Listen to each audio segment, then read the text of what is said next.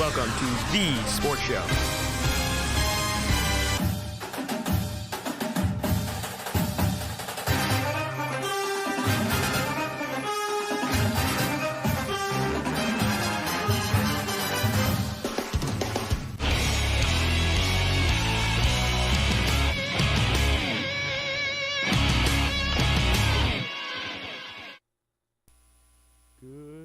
Welcome to The Sports Show here on Lake Effect Radio, streaming live at lakeeffectradio.org/studio.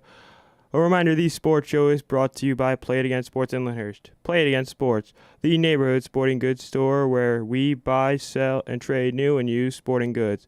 Visit Play It Again Sports in Lyndhurst at 5455 Mayfield Road in Lyndhurst, Ohio, or call them at 440-461-8474. I'm your host, Ryan Kirby. We have a great show for you guys this morning. We talk about those college football playoff rankings and what the bowl games look like for New Year's Eve and New Year's Day. Now, I want to start talking about those games as the college football playoff selection show was yesterday, and the Final Four were released. Here, I'm going to list off some of the New Year's Six bowl games. So the Goodyear Cotton Bowl, which is one of the college football playoff semifinal games, it'll be number 3 Notre Dame and number 2 Clemson. And when you look at that game, I mean, it's a very evenly matched game. I mean, both teams are very good, both offensively and defensively. You look at Notre Dame, not playing in a conference championship game, so they had that little bit of extra rest, to prepare for this game. And you look at this matchup and you see the matchup. I mean, that's the one advantage I think Notre Dame does have is, not playing in a conference championship game, having that, extra couple weeks of rest before this game. Clemson coming off of the ACC championship game, having, they still have a lot of rest, but Notre Dame gets that little extra couple weeks of rest before they have to travel down to Arlington, Texas for the Goodyear Cotton Bowl. I mean, you see this matchup, you look at, the quarterbacks in this matchup, Trevor Lawrence and Ian Book. Both quarterbacks are very good. They both played very well this year. You look at Ian Book, coming in midseason, replacing Brandon Wimbush. Brandon Kelly made that difficult decision to, make Ian Book the starter and, take Brandon Wimbush, put him as the backup, at the middle part of the season. And you see that, I mean, the Notre Dame offense has been stellar throughout this year. Their defense has been, great overall. I mean, you see the games that they've played, against, USC, just down the stretch, they've played some very good football games. But then you look at Clemson, you see, Trevor Lawrence, great quarterback, plays very well, replacing Kelly Bryant at Clemson. You see that. You also see Travis Etienne, the running back for Clemson. You see that tandem, that quarterback running back tandem. Those guys are very good. I mean, you see they finished, 13-0 on the season and, beating Pittsburgh in the ACC championship game. But you look at that matchup, in their conference championship game, against Pitt, having to face Pittsburgh, that really wasn't a great game. I mean, it was a blowout. It was like 28-10 or 35-10. I mean, it wasn't that even close to a game, but Pittsburgh won their division, and then Clemson won the Coastal Division. So, I mean, they earned their rights to play in that game. But you look at that matchup, in the ACC championship, it really wasn't that big of a game. I mean, you look at that also. I mean, heck, I think the best matchup of the weekend of championship weekend had to be either Alabama Georgia in the SEC championship game or Ohio State Northwestern. That game ended up being a heck of a game, down the stretch. I mean, it was a close game throughout. I mean, Ohio State ended up pulling it out, but I mean, Ohio State ended up pulling it out 45-24, and they ended up winning the Big Ten. But you see the two matchups, with the Big Ten and with the ACC. You see that. In my opinion, if I had to pick which game I'd rather watch personally, I'd pick the Ohio State game. I mean, yeah, it's my favorite team, but the ACC championship game really wasn't a very contested game. I mean, it wasn't all that close throughout. I mean, Clemson led the entire game; they never trailed. I mean, and that was expected. But when you see what Ohio State did to Northwestern, Ohio State had to. There were points where Ohio State would score, and then Northwestern would answer in the following possession. I mean. Well, with the Clemson game, with the ACC championship game, it was Clemson, first play of the game, touchdown. Their second possession of the game, touchdown. I mean, they could not stop scoring. And, I mean, Pittsburgh could not stop the run stop Travis Etienne for Clemson. They couldn't stop him. But you look at Ohio State, they had to go other ways, with Terry McLaurin, J.K. Dobbins. Mike Weber. They had to use a lot. The running game was key for Ohio State against Northwestern. And you look at what Dwayne Haskins did. He played a very, very good game overall. Winning the setting a couple Big Ten records and a couple FBS records. That's gotta be something for him to see that and to say, what I did, I broke those records. And then to break Trace McSorley's touchdown record as far as the Big Ten championship game is concerned. To do that, that's got to be something special for him. And you look at that matchup, coming up, in the college football playoffs, one of the semifinals with Notre Dame and Clemson. That's going to be one heck of a game to watch. I'm expecting the game to be very close, and it's a playoff game, so it should be a close game. It shouldn't be a one-sided game, but you never know until kickoff. So we'll see what happens there. I want to get to the other college football playoff semifinal, which will be the Capital One Orange Bowl. It'll be number 4 Oklahoma and number 1 Alabama. Now you look at this matchup. Ohio State could have been in the 4th spot, but the committee chose to put Oklahoma in that 4th spot. The one thing I was happy with, speaking of the 4th spot, I was happy that the committee didn't put Georgia there, because I was watching the pregame show for the Big Ten championship game on Fox, and the one announcer made a great point. He said it seems like every year the loser of the SEC championship game always gets a get out of jail free card, meaning they always somehow get in. Like, you look at these past couple of years, the team who lost somehow ends up getting it, but this was the first year that was not the case. So kudos to the committee for realizing that and making the right decision on their part. But when you look at this matchup, Oklahoma and Alabama, it's going to be, this is Oklahoma's second year in the playoff, or second appearance in the playoff. Last year they were beat by Georgia. But you look at this matchup, two great quarterbacks. We don't know who's going to be starting for Alabama, considering Tua Tagovailoa went out in the 4th quarter of the SEC championship game with an ankle injury, so we don't know what his status is for the game. But you look at Oklahoma with Kyler Murray. You watch how he was the backup to Baker Mayfield when Baker Mayfield was at Oklahoma. But then you see Kyler Murray come up, this year, having to fill that spot. He's done one heck of a job filling that spot. You watch the way he plays. He almost looks like Baker Mayfield. He looks like Baker Mayfield. He can throw the ball well. He runs the ball very well. He knows what to do in situations of, okay, these two guys are covered. I can't throw them. Okay, maybe I'll just dump it off to the running back, or I'll take it myself even. He doesn't hesitate to make a play out of nothing. If there's nothing there, he makes a play out of it. So I'm definitely pulling for Oklahoma to beat Alabama. I really don't want to see Bama back in the national championship game. I don't want to see them win another national title for right now. I'd love to see Notre Dame win it all, but you never know until that night, and we'll see what happens there. Now, the game I think that we were all expecting is the Rose Bowl game that will feature number 9 Washington and number 6 Ohio State. Now, Ohio State stayed at 6. They're playing in the Rose Bowl. That's still a very prestigious game to play. That's still an honor to play in that game. The Rose Bowl is a very historic game. So, even though Ohio State didn't get into the playoff, they're still playing in a very prestigious bowl game. The Rose Bowl game, as I said before, it's a very prestigious game. It's an honor to play in that game. So, should be a great matchup. Washington and Ohio State. Washington, won the Pac-12, played very well, down the stretch. Same with Ohio State. After that loss to Purdue, Ohio State played fairly decent.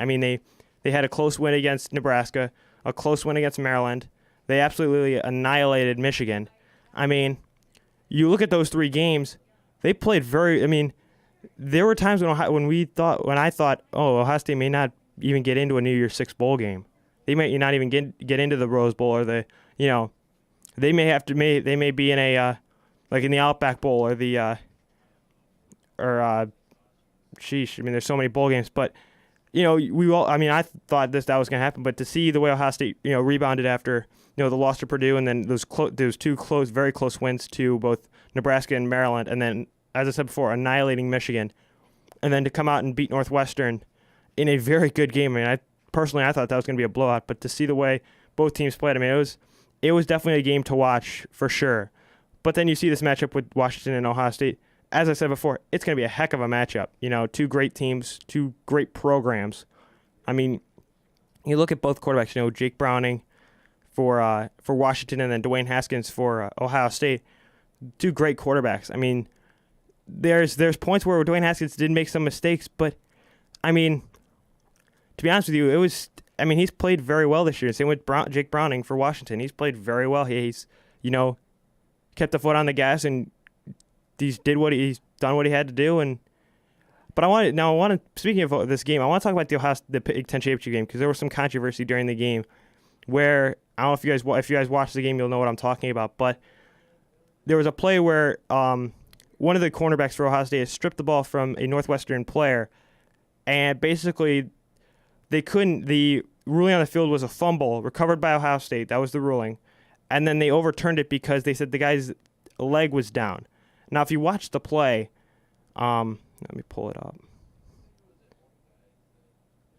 Basically, the guy's knee actually lands on the Ohio State defender's cleat. It doesn't even land on the ground. So that was a huge talk because it looked like there could have very easily been, a point where Ohio State could have, had the football back, but instead they overturned that call. That was a very key play in the game, to have that happen. But I mean, Ohio State still came out with a victory. They still got a very good quality win. I mean, I know it was against Northwestern, but I mean, it was for a conference championship, so they won their conference, and I mean, I think that's all that matters at this point. But Ohio State will have to play Washington in the Rose Bowl, so it should be a fantastic game to watch. I mean, as I said before, Ohio State, they've played, ever since that Purdue loss, they've had points where they've taken their foot off the gas a little bit, and teams have almost beat them. I mean, you look at the game against Nebraska. Nebraska almost beat them. You look at the game against Maryland. I mean, that game went to overtime, and Ohio State won by the skin of their teeth. I mean, if the Maryland receiver would have caught that ball in the end zone for the 2-point conversion, Ohio State would have lost the game, and they would have had 2 losses. Now, if that would have happened, I'm going to say this right now: Ohio State would have not been in the Rose Bowl. They probably would have been. I mean, they probably would have even been playing for the Big Ten title. Personally, in my opinion, Michigan would have been playing for the Big Ten title, and it would have been Michigan Northwestern in the Big Ten championship, and then it would have been Washington and Michigan for the Rose Bowl. But Ohio State pulled that one out.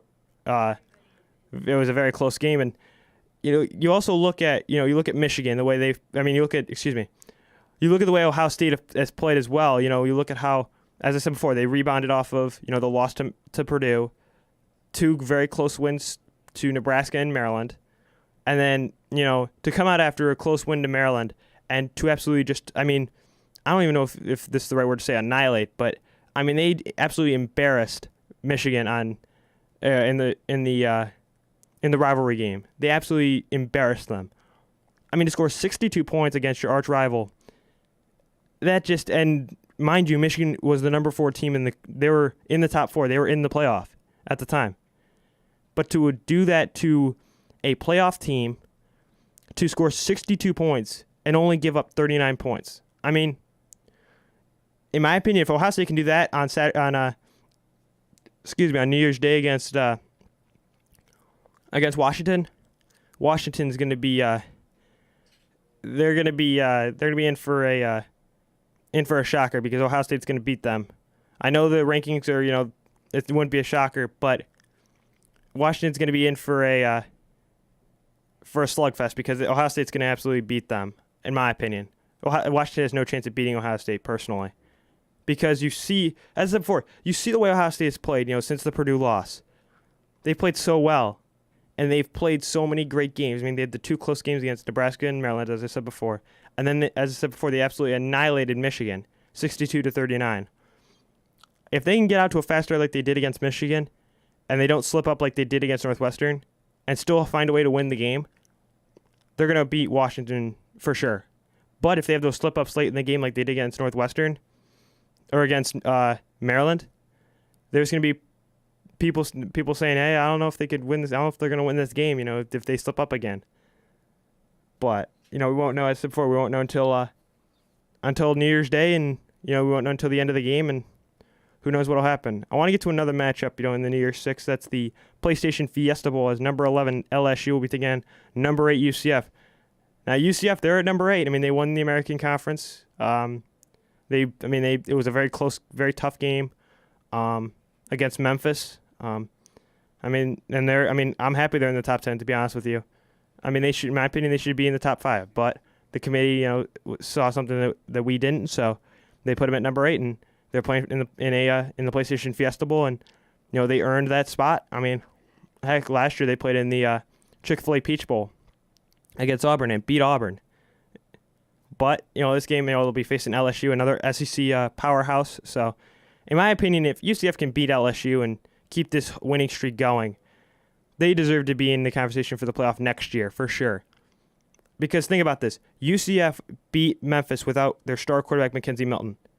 I don't know if you guys saw it, but Mackenzie Milton had a very gruesome knee injury, and he will not be able to play in the bowl game. He's going to have to go through months of surgery and rehab. So, to see UCF play very well without Mackenzie Milton, I give those guys a heck of a lot of credit, because Mackenzie Milton he's a great quarterback. Don't get me wrong, but you see the way that UCF, even through all that adversity, they still find a way to win games, even without a great quarterback in Mackenzie Milton. I mean, their backup is very good. I mean, he played a very great game, against Memphis, and I mean, to see UCF where they are right now, playing in a New Year's 6 bowl, man, just think if Mackenzie Milton was the quarterback for the American Conference Championship game, UCF probably would have blown out Memphis for sure. But, things happen, and, they had to bring their backup quarterback into play because of the injury.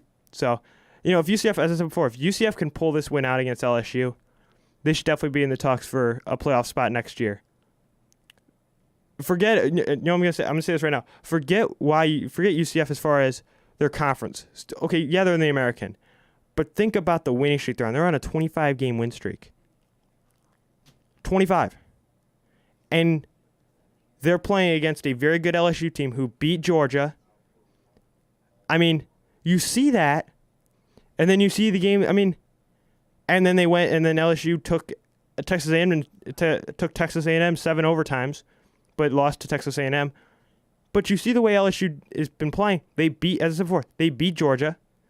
If UCF can beat LSU, that would be a statement to the committee saying, put us in the playoff. And to be honest with you, I hope next year they expand the playoff to 8 teams, because if it was an 8-team playoff this year, UCF would be in it. And so would Ohio State. And so would Georgia. If you expand the playoff field, there's a lot more there's a lot more upsets to happen. I mean, think about if UCF went, let's say they played Alabama. Let's say it was an 8 versus a 1 for the field. Let's just say they did that. And UCF went in and beat Alabama, neutral site game, playoff game, and they went and beat Alabama. That's to see. I mean, I'd love to see that game. I mean, that would be a heck of a game to watch, because you see the way UCF plays. I get everybody say, oh, they're in a mediocre conference and they don't have a great schedule and this and that. They beat Pittsburgh, they beat Memphis, they beat Cincinnati. Think about that. Those are 3 very good programs. Memphis, so. But Cincinnati and Pittsburgh are 2 very, very good programs. And to see the way UCF beat those 2 teams, I mean, there's a lot of pressure. I mean, there's got to be a lot of pressure with those guys as far as trying to keep this long winning streak alive. To win 25 straight, going into a bowl game against an SEC powerhouse. I mean, I said this earlier. I'd love to see UCF Alabama. I know it may be, it might not be a close game. Alabama may pull it out, but if UCF could pull it out, man, that would show the world and the committee that UCF is the real deal. But because that game has not happened yet, we'll never know.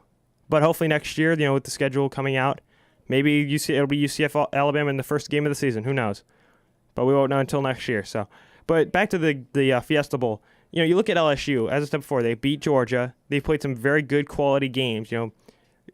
Losing in 7 overtimes to Texas A&M. 7 overtimes.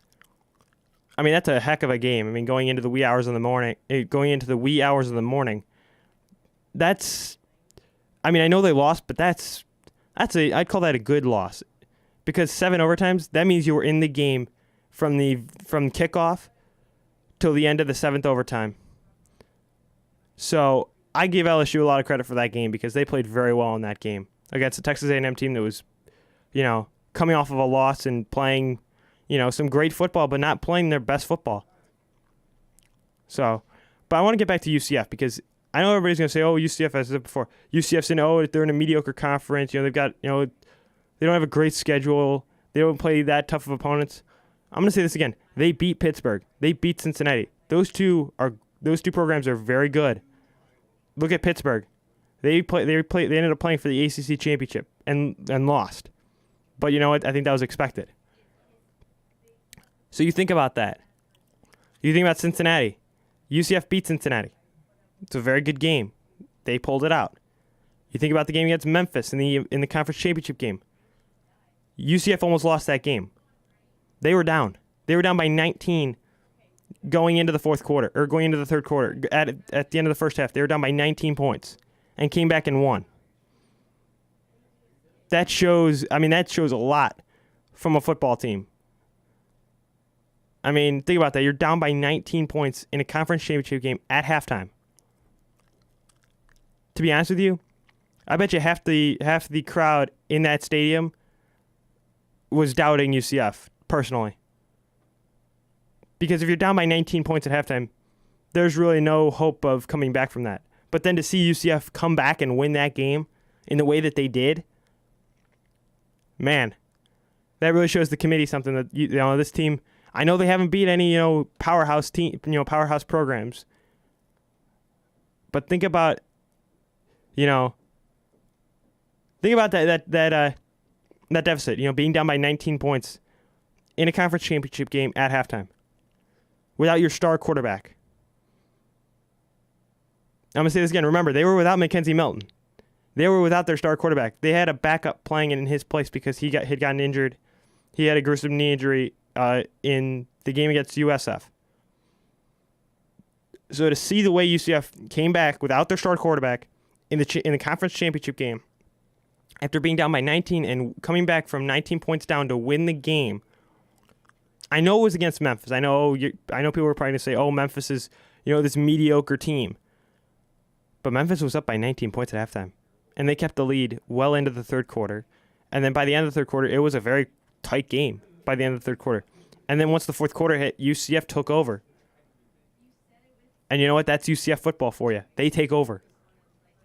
So I want to get to another game. This is a very good game. I think I did not expect this to happen at all. But it's the All-State Sugar Bowl. It's going to be number 15 Texas and number 5 Georgia. Now when you look at Texas, they lost to Oklahoma in the Big 12 championship game, 39-27. This was a very good game. You look at Texas. You see the way that they've played. They've had some quality wins. Beating Oklahoma on a neutral site. Beating some very good quality teams. They beat West Virginia, mind you, or was it the other way around? Let me check that. But it's still. You think about that. Texas has played some very good games. They've played very well.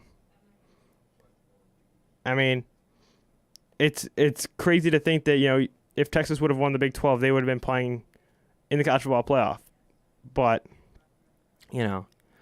okay, so West Virginia did beat Texas, so that was one of their 2 losses, or one of their 3 losses, or four losses, for Texas. But you look at their other games that they've won. Beating Oklahoma, beating USC, beating TCU, beating Texas Tech, beating Iowa State, beating Kansas. I mean, those are some very good quality wins for a Texas team. I mean, they finished the season 9-4, second in the Big 12. That's pretty darn good. And think about the team in front of them, Oklahoma. Oklahoma finished the regular season 8-1 in conference play and 12-1 overall, and they're playing in the college football playoff. I mean, that's, you look at the way Texas played against Oklahoma. They played a very good game. I mean, it was a very close game, but it was one of those games that you were thinking about, Sam Ehlinger and how he was going to play, it was basically like a home game for Texas, being in Arlington, at AT&T Stadium.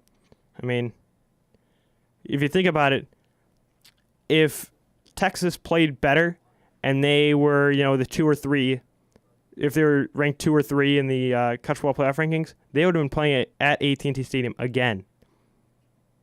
So think about that. If Texas would have been if they would have been undefeated, beat Oklahoma in the Big 12 championship game, and Clemson would have lost to Pittsburgh, and Georgia would have beat Alabama, and you put Texas up at the 2 or 3 spot, they would have been playing in Arlington at AT&T Stadium in the Goodyear Cotton Bowl. They wouldn't have even had to leave Arlington. Think about that. Because that's just crazy to think. I mean, but Texas is playing in a very good bowl game. The All-State Sugar Bowl against number 5 Georgia. Now to see Georgia, at number 5, I think the committee made a great move on keeping Georgia out of the playoff. Because they did lose their conference championship game.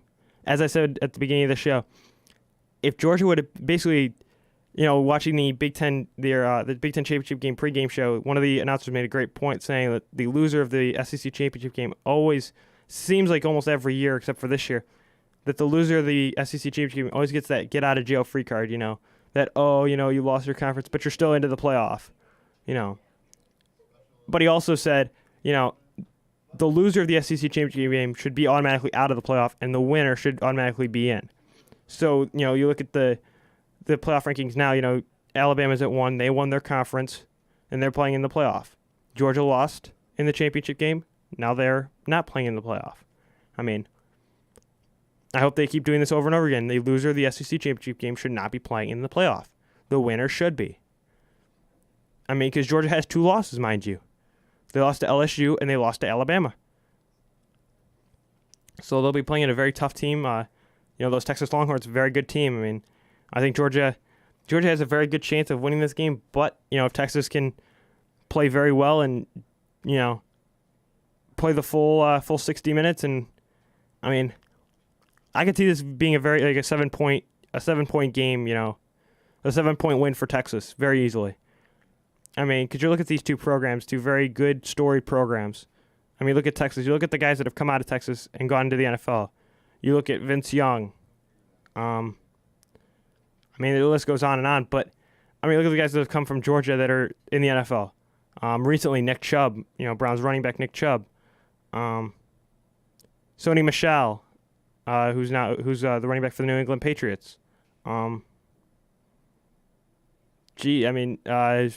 Sean Moreno, even though he's out of the NFL, he went to Georgia. But the list goes on and on. I mean, you look at these 2 programs, they're very good, 2 very good storied programs, played very well. Georgia was in the national championship game last year against Alabama. We all remember that. But if Texas can beat Georgia, and the Texas program can if this team can play very well, there's some seniors on this team, but I mean if they can play very well and then into next year, and I can see them being in the playoff next year. I can see them being one of the 4 teams in the playoff. Because I think the only thing that hurt them was the 4 losses personally. I mean, because in my opinion, if they would have beaten Maryland and beaten Oklahoma State and beaten West Virginia and beaten Oklahoma in the Big 12 championship game, they would have been in the playoff. They would have probably been the 4 seed. Oklahoma would have been out, and Texas would have been in. But because Texas has 4 losses, they were not one of the 4 teams in the playoff. So, you look at this matchup and you see this, the committee did a great job of picking these games. I mean, especially the Rose Bowl, Fiesta Bowl, and Sugar Bowl, and the Chick-fil-A Peach Bowl. I mean, I'll get to that one in a little bit, but you look at those games. They picked the matchups are very very good if you think about it, because you see LSU and UCF, very good matchup. Texas, Georgia, very good matchup. Washington, Ohio State, very good matchup. You look at the two college football playoff semifinal games. Notre Dame, Clemson, very good matchup. Oklahoma, Alabama, very good matchup. I mean, it's going to be a fun New Year's Eve weekend for sure. I mean, with all these games being on, New Year's Eve and New Year's Day, both. I mean, the two playoff games will be on December 29th, and then you've got the Rose Bowl, Fiesta Bowl, Sugar Bowl, and Peach Bowl will all be on New Year's Day. So it should be a fun weekend of football. I mean, let's just hope Ohio State can beat Washington, and UCF can beat LSU, and Texas can beat Georgia, and Oklahoma can beat Alabama. Because in my opinion, if Oklahoma can beat Alabama, it's going to be like that. What was it? 2014 when Ohio State. Yeah, 2014 when Ohio State won the national championship after beating Alabama. I mean, I'd love to see Oklahoma. Personally, I'd love to see Oklahoma get to the national championship game, but I'd love to see Notre Dame win it all. Personally, I mean, but hey, hats off to Kyler Murray. Hats off to Lincoln Riley. And to be honest with you, and speaking of Lincoln Riley, if Lincoln Riley does not win a national championship this year at Oklahoma, I see him coming to Cleveland and being the Browns' new head coach. I see Greg Williams going back to the defensive coordinator spot, and I see the Browns keeping Freddie Kitchens but bringing in Lincoln Riley. So I think we got to hope that Bama can either beat Oklahoma or Oklahoma can win but lose to either Notre Dame or Clemson. So, I mean, if Oklahoma can pull it off against Alabama and lose to either Notre Dame or Clemson, you know what? Great. Because you know what that means? Lincoln Riley's coming to Cleveland. So, but we won't know until those games happen and till the results of those games. Till the end of those till the end of those 3 games. So we won't know until the end of that. So, personally, if Alabama beats Oklahoma, Lincoln Riley's coming to Cleveland. He will be the Browns' new head coach. But if Oklahoma can beat Alabama and win a national championship against either Notre Dame or Clemson, Lincoln Riley's staying at Oklahoma. That's the truth. So I want to get to the final game of the New Year's Six. It's the Chick-fil-A Peach Bowl featuring number 10 Florida and number 7 Michigan. Now to see where Michigan fell, I mean going from 4 to 7. I mean dropping 3 spots. I think that was expected. And then to see Florida, man, those Gators really played some very good football this year. I mean, they were in games. I mean, they didn't play the way. I mean, they didn't play like they played when Tim Tebow was there, but they still played. I mean, to get into a New Year's Six bowl, that's got to. I mean, I know it wasn't the playoff. I know it's not the playoff, but the New Year's Six is still a very. That's like the consolation part of the playoff. I mean, you think about and it's just before. You look at these matchups besides the 2 playoff games. You look at the Rose Bowl with Washington and Ohio State, the Fiesta Bowl with LSU and UCF. You look at the Sugar Bowl with Texas and Georgia, and then you look at the Peach Bowl, with Florida and Michigan. This game, in my opinion, is going to be one great game. It's not going to be as great as Texas, Georgia, or Washington, Ohio State, or LSU, UCF, but it's going to be up there because these are 2 great programs, 2 storied programs, and you look at the way Florida finished out the year. They played some decent football, but they didn't play the way that they usually play, which is great football. And I mean, then you look at Michigan, losing to Ohio State by, I don't know how many. I mean, it was 62-39. Ohio State ended up winning that game 62-39. So it was a pretty big win for Ohio State and a very devastating loss for Michigan. But I mean, it'll be interesting to see the way Michigan comes out against Florida, having never played Florida before. Most of these teams have never even played each other. I mean, I think the only game that has some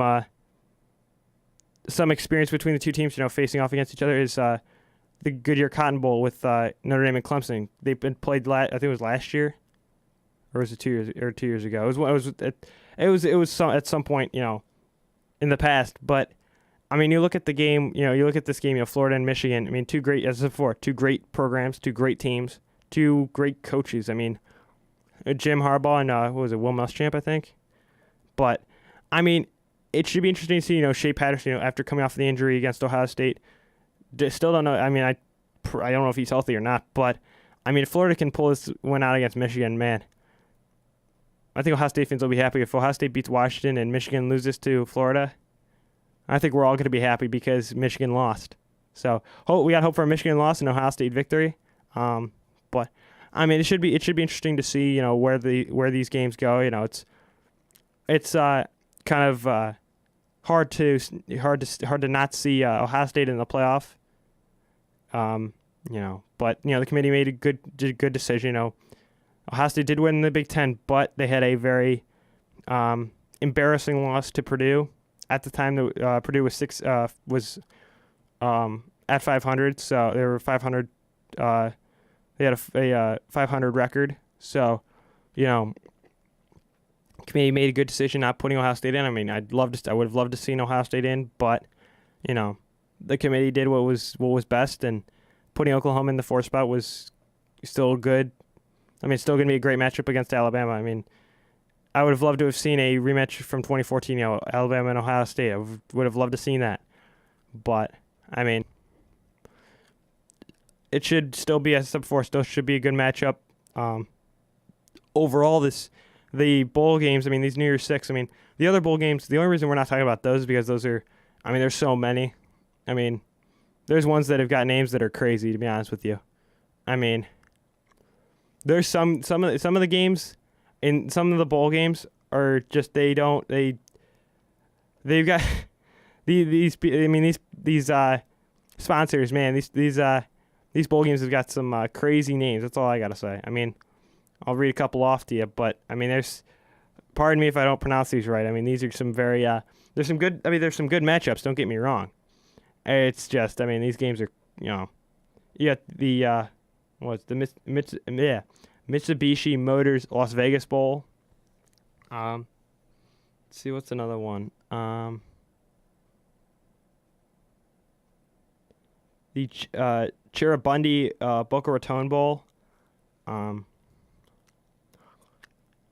Here's a funny one for you. The Bad Boy Motors Gasparilla Bowl. Man, I don't know where they get these names, but man, this is some of these names are crazy, to be honest with you. I mean, it's kind of fun. It's kind of funny, to see where they get these these names for these bowl games. I mean, who would have thought? I mean, it's kind of comical if you think about it. With some of these, I mean, these matchups are very good. Purdue and Auburn in the Franklin American Mortgage Music City Bowl should be a great matchup with Purdue and Auburn. The Camping World Bowl, a rematch of two former Big East programs, West Virginia and Syracuse. So that should be a matchup to watch. Two former Big East teams, if you remember the Big East Conference, with West Virginia, Syracuse, Pittsburgh, UConn, Notre Dame. So it should be interesting to see where that game goes. The Belk Bowl with South Carolina and Virginia should be a fantastic game. Cincinnati and Virginia Tech in the Military Bowl should be a fantastic one. And then here's a good one for you: Stanford and Pittsburgh in the Hyundai Sun Bowl. I mean, who would have thought that Stanford and Pittsburgh would be facing off against each other? I mean, this matchup catches my eye only because you look at these two teams. I mean, Pittsburgh's played very well. Didn't win their conference, so that was the one flaw. But I mean, you see the way Stanford has played, very well in a very tough conference. The Pac-12 is a very, very tough conference. I'd say the second toughest to the SEC. So, but I mean, these. I'm going to say this right now. You look at these matchups. I mean, these bowl games.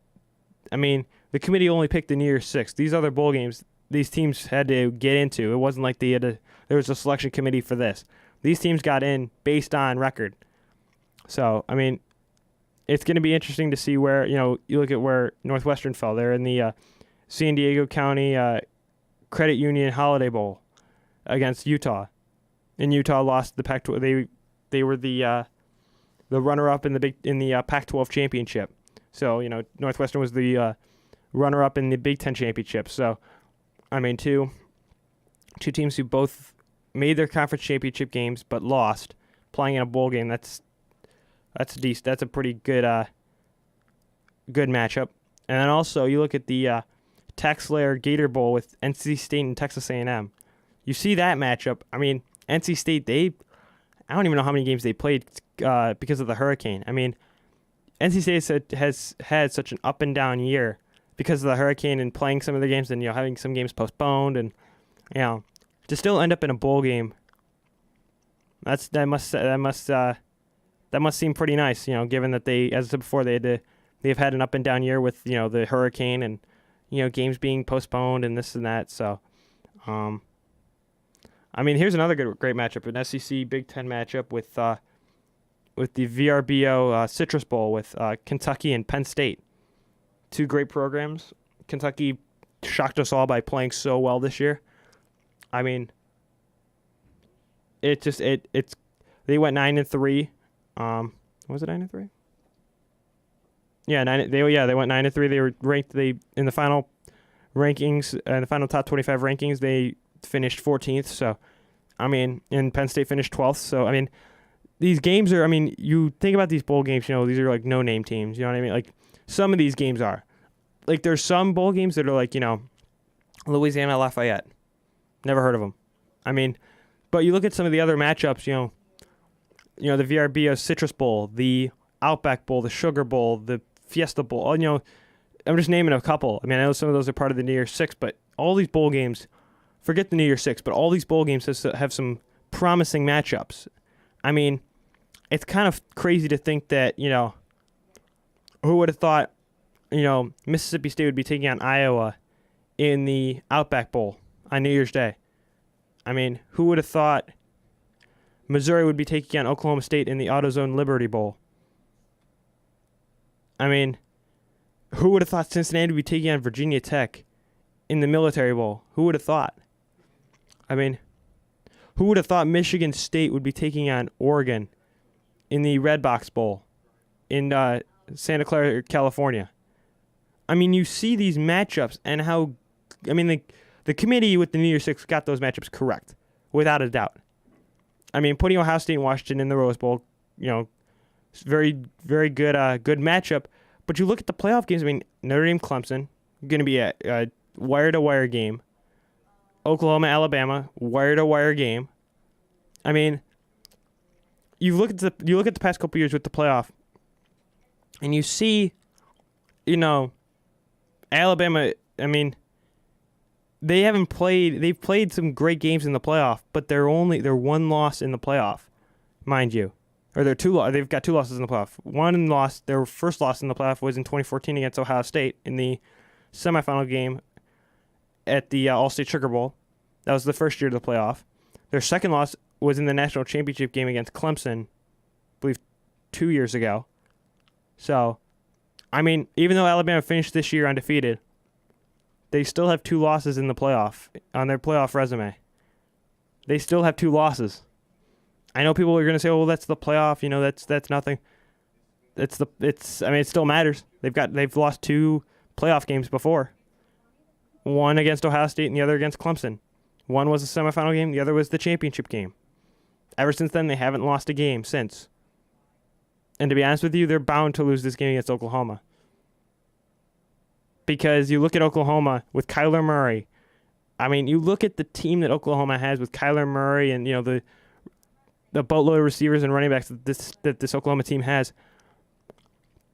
They have the skill to beat Alabama.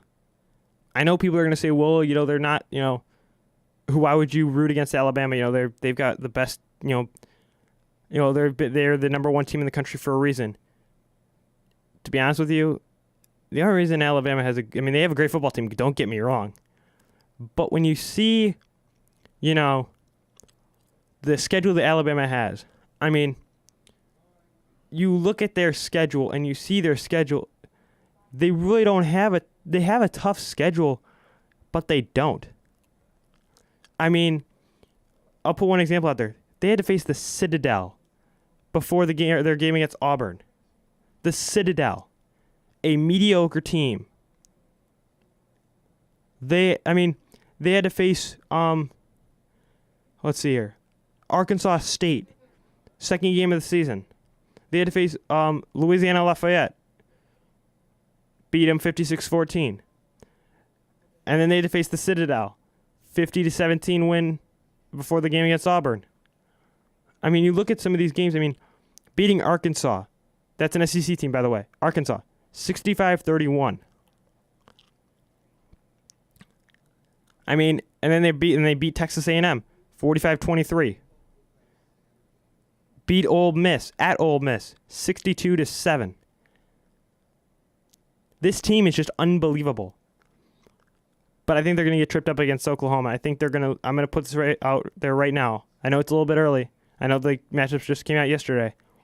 But I'm going to put this prediction out right now. Oklahoma will beat Alabama 27-14. I'm putting it out there. You heard it first here on The Sports Show, here on Lake Effect Radio and streaming live at lakeeffectradio.org/studio. You heard it first. Oklahoma will beat Alabama on December 29th in the Capital One Orange Bowl. Oklahoma will beat Alabama 27-14. Because you know what? Alabama's been there before. Oklahoma, they're a great football team. In my opinion, the Alabama defense will have no answer for Kyler Murray. They won't. Because you look at what Alabama had to face in the SEC championship game, facing Jake Fromm again. They knew they prepared for him. They knew what to expect from him. But they haven't seen Kyler Murray. They haven't seen Kyler Murray yet. Yeah, they've watched film on him, but they haven't seen him in person. Because to be honest with you, watching game film versus live action is completely different. It may be the same to some people, but you never know what Oklahoma may be doing. Because if Oklahoma, as I said before, if Oklahoma will beat Alabama, put that on record. Oklahoma will beat Alabama. Because I feel like that's the only team that actually has a chance at beating Bama. Notre Dame and Clemson don't have a chance at beating Bama. Yeah, Clemson beat them, 2 years ago. But the only team in this field, in this version of the playoff this year that actually has a legitimate chance of beating Alabama is Oklahoma. Because Jake Fromm, if you look at Jake Fromm, he's not a running quarterback. He doesn't run. He's not a mobile quarterback. Kyler Murray, on the other hand, is a mobile quarterback. He can run the ball, throw the ball. I mean, he's got a wide variety of options, with the guys that he has, with the receivers that he has, with the running backs that he has. With Alabama, they're just used to that non-mobile quarterback, that pocket passer type of quarterback. Kyler Murray is the opposite of a pocket passer. I mean, if you put a highlight of Kyler Murray up against a highlight of Baker Mayfield, with Baker Mayfield being at Texas, if you put a highlight of Baker Mayfield at Texas and a highlight of Kyler Murray this year in the same game, same matchup, they look the schemes, they look the exact same. I mean, Kyler Murray, as before, he can run the ball, he can throw the ball, he can do everything. I mean, heck, he almost caught a touchdown pass in one of the games. I mean, Alabama's not, in my opinion, Alabama's not ready for Oklahoma. They're not. Plain and simple. Because you watch the way Oklahoma plays, that pro-style offense. Alabama, I mean, it'll be a close game. I mean, I'm hoping for, as I said before, my prediction is 27-14 Alabama. 27-14 Oklahoma over Alabama. But, I mean, things change, Who knows? We don't even know who's going to be starting for Alabama. We don't even know if it'll be Tua Tagovailoa or Jalen Hurts. I mean, personally, I believe Nick Saban will start Tua Tagovailoa over Jalen Hurts simply because of experience. I mean, Jalen Hurts had to come into the fourth quarter of the SEC championship game down in a tie game, having to win the game, and Jalen Hurts did just that. But I don't see Nick Saban starting Jalen Hurts over Tua Tagovailoa simply because Tua started most of the year. I mean, he was the starting quarterback from week 1 till now. And I don't think that's going to change. I don't think anything's going to change. They may run some packages where they either have Tua Tagovailoa split out in the slot, or they may have Jalen Hurts, line up in the slot and have Tua Tagovailoa be the quarterback and do some sort of, trick play. But mark my words, on December 29th, Tua Tagovailoa will be the starting quarterback for Alabama. Because, I mean, you watch the way Alabama plays with both quarterbacks, You see the way that they played with Jalen Hurts on Saturday in the fourth quarter of the SEC in the fourth quarter of the SEC championship game. I mean, Georgia just wasn't prepared for Jalen Hurts. They were prepared for Tua Tagovailoa, and they did a fantastic job of limiting him, limiting his throws, limiting his options. And then when Jalen Hurts came in, it was almost like, here, I'll put an example out there. It was like the Jets and the Browns when Baker Mayfield came in the at the end of the first half and started the second half. The Jets weren't prepared for Baker Mayfield. They were prepared for Tyrod Taylor. Same with Alabama, or same with Georgia. Georgia was prepared for Tua Tagovailoa, and then Tua Tagovailoa got hurt, and Georgia didn't know what to do because they were not prepared for Jalen Hurts. So, I mean, it'll be the same situation come the 29th of December. We'll see what happens there. I mean, it should be a great weekend of college football. Should be some fantastic games. I can't wait to see. I'm eager to see what Vegas thinks as far as the underdog is for each bowl game in the New Year's Six. I could very easily see Ohio State being a 2-touchdown favorite over Washington. I could see Notre Dame or I could very easily see Clemson being a 3 or 4 touchdown favorite against Notre Dame. I could easily see Alabama being like a 4 touchdown favorite over Oklahoma very easily. But we won't know until those come out. But we'll keep you guys. We'll definitely stay tuned for that. But I mean, I want to get back to some of these games because I want to get back to the All-State Sugar Bowl with Texas and Georgia. As I said before, you look at the way Texas has played. 4 losses. They finished the year 9-4, second in the Big 12. But think about this. Look at the Big 10 conference. They have 2 divisions. The Big 12 is one division. One division. And everybody plays everybody plays everybody on the schedule. In the Big 10, there's 2 divisions. There's the East Division and the West Division. In my opinion, the Big 10 should do what the Big 12 is doing right now. One division, everybody plays everybody on the schedule. That's it. Because, in my opinion, if it would have been that way this year, it would have been Ohio State and Michigan in the Big 10 championship. For sure. But because the Big 10 isn't, formatted like that, wasn't the case this year. But I think for future years, the Big 10 will go to a one division format where they have all the teams in one division, everybody plays everybody, and we go from there. Because Northwestern wasn't the second best team in the Big 10. I know people are trying to hate me for saying this, but in my opinion, Michigan was the second best team in the Big 10. They were. But because of the format that the Big 10 has with the 2 divisions, Northwestern ended up playing Ohio State for the Big 10 title. And I think everybody was shocked. Even I was shocked to see how close the game was. I mean, you watched the game on Saturday night, and it was close. Ohio State won 45-24. They pulled away in the second half. But the first half and part of the third quarter, it was a very, back and forth game. I mean, you see the way Ohio State played against Northwestern. They shut down, the Northwestern quarterback. They shut down the running game for Northwestern. I mean, there were points where Northwestern did get lucky with the running game, but Ohio State found a way to answer every single time. And that's how Ohio State won the game, is they found a way to win the game and answer to their mistakes. One example, that fumble that was overturned. And personally, I believe that was a fumble. There was no, the guy's thigh was down, or the guy's, lower leg was down, but his knee had hit the Ohio State guy's cleat. The guy's knee landed on the Ohio State guy's cleat. It didn't land on the ground. It landed on his cleat. And that's one thing I think the officials missed on that call, was you look very closely at that play. That should have been ruled a fumble and stood. That call should have stood as a fumble. Because, as I said before, the guy's knee had hit the Ohio State defender's cleat. The guy's knee was laying on the Ohio State defender's cleat when the ball came out. The guy's knee was never down.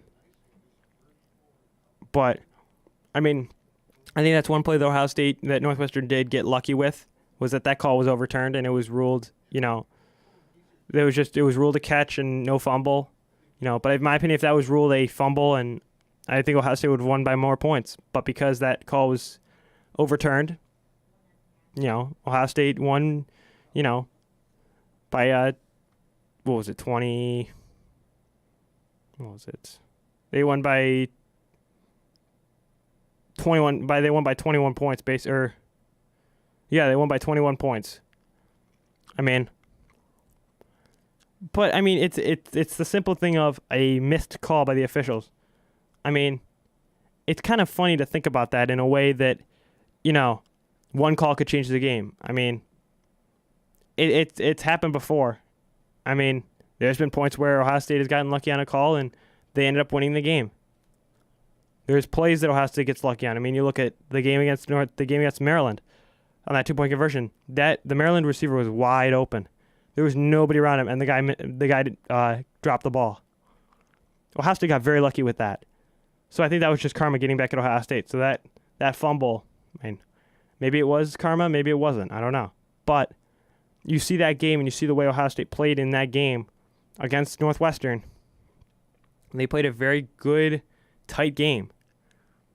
I think everybody thought, they're just going to, blow them out, 59-0. 45-24, 21-point win. That's a statement. I know it's not as big of a statement as, a 59-point blowout, but, to face a team like Northwestern and to beat them by 21 points, and you look what, Alabama did to Georgia. They beat Georgia by 7, and Georgia actually had a chance with 1 second to go in the fourth quarter in regulation to tie the game and send it to overtime. Think about that game versus the Big Ten championship game. Ohio State won by 21 points. Alabama won by 7. And then you look at the Big 12 championship game. Oklahoma beat Texas 39-27. They won by 12. You see that. Ohio State should have still, they were considered still to be in the playoff. But to see them not at number 5, I was shocked to see them not at number 5, simply because, Georgia lost by 7 to Alabama. Yeah, it was a tough loss. But to see Ohio State win by 21 points and not be not being up one spot not being at number 5, instead, staying where they're at number 6, blew my mind. Simply because, as I said before, look at how many points Ohio State, look at the point differential with Northwestern and Ohio State. Ohio State won by 21. Georgia lost to Alabama by 7 and actually had a chance to tie the game and send it to overtime with 1 second to go in regulation. That doesn't make sense to me. It's how does Ohio State not get to that 5 spot? Just simply because of the way Ohio State beat Northwestern. They won by 21 points. I'm going to say it again. They won by 21 points. Alabama beat Georgia by 7. 35-28. What the committee did, the committee made a great decision by putting Oklahoma in the 4th spot. Don't get me wrong, that was a fantastic decision. I'm not mad at them for that. I just don't get the fact that Ohio State stayed at number 6 and Georgia only fell 1 spot to number 5. Because if they would have looked at those 2 games, Ohio State would have been at 5 for sure. Heck, if Ohio State would have blown out Northwestern, by 59 points, they would have been in the playoff, personally. Forget the loss to Purdue. Ohio State beat Michigan, who was the 4th team in the country, 62-39. They scored 62 points against the fourth ranked team in the country at the time. But you're telling me that, what Georgia's lost to LSU, that was a big loss, don't get me wrong. But you look at the Purdue loss, I mean, yeah, Purdue was 5-5. They were an unranked team, and Ohio State lost to them. But think about the way Ohio State rebounded from that. Yeah, they had 2 close games against Nebraska and Maryland, one of which went into overtime. But look at the rivalry game. Look at what Georgia did to Florida. Look at what Ohio State did to Michigan. Ohio State annihilated Michigan. They swept them off the field. Ohio State swept Michigan off the field. To be honest with you, I still don't. I didn't even know if there was a team out there facing Ohio State when Ohio State played Michigan. I didn't even know if Michigan was there because it was such an embarrassment to Michigan. I mean, that game was unbelievable. But then to see what Georgia did to Florida, a 2-loss team in a New Year's Six Bowl. I mean, you look at where Georgia's at. They're in the All-State Sugar Bowl. You look at Ohio State. They're in the Rose Bowl. 2 very good bowl games, Rose Bowl and Sugar Bowl. 2 very good games. But you see the way the committee picked the top 4. Notre Dame stayed at 3, Clemson stayed at 2, and Alabama stayed at 1. Now think about this for a second. If Alabama would have lost to Georgia, would Georgia have been in the top 4 and Alabama would have been out? Because personally, I would have done that right away. I would have said, Alabama's out, Georgia's in, and put Ohio State in as well. But that's only here. That's the other factor. If Clemson would have lost to Pittsburgh, you would have put, in my opinion, my top 4, if I was the committee and both Alabama and Clemson lost, it would have been Notre Dame, Ohio State, Georgia, and Oklahoma. Because that would be, Notre Dame against Oklahoma, Ohio State against Notre Dame, Notre Dame against Oklahoma, and Ohio State and Georgia. Those would be great matchups, personally. Now, let's say, for example, Alabama and Clemson lost, and let's say Oklahoma lost. Then there'd be that question of, do we put UCF up there in the top 4? So would the top 4 be, Notre Dame, Ohio State, UCF, and let's say Georgia. So you would have Notre Dame and Georgia, Ohio State and UCF. Some good quality matchups for sure. But so we're going to end the show, it's just about 10 o'clock, so we're going to say thank you for listening to the Sports Radio Show here on Lake Effect Radio and streaming live at lakeeffectradio.org/studio. A reminder, the Sports Show is brought to you by Play It Against Sports in Lyndhurst. Play It Against Sports, the neighborhood sporting goods store where we buy, sell, trade new and used sporting goods. Visit Play It Against Sports in Lyndhurst at 5455 Mayfield Road in Lyndhurst, Ohio, or call them at 440-461-8474. You've been listening to the Sports Radio Show here on Lake Effect Radio. We hope you join us at 5 o'clock for the evening edition of the Sports Show. Have a great day, everybody, and stay warm.